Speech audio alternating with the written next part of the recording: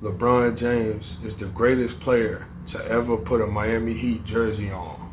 Dwayne Wade says about LeBron James. Dwayne Wade says LeBron is the best player to ever wear a Heat jersey.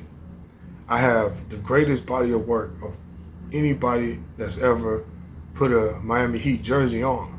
If you want to be honest, LeBron James is the greatest player to ever put a Miami Heat jersey on.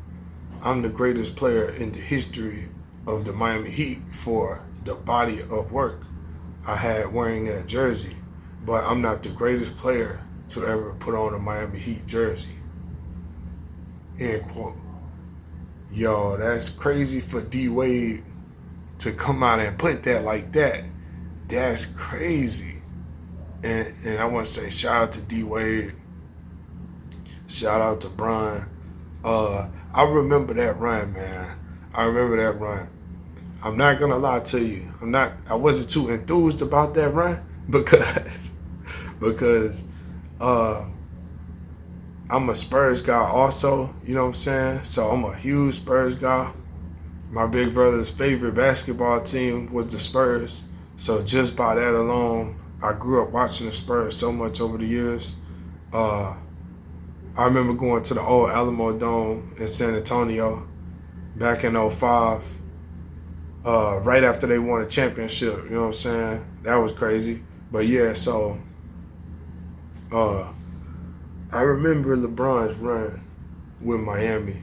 It just so happened that they ran against the Spurs and the Mavericks too. So it was crazy that during that era, the teams he was playing in the championship were Texas teams. That's crazy. That show you how turned we was at that time, you know what I'm saying?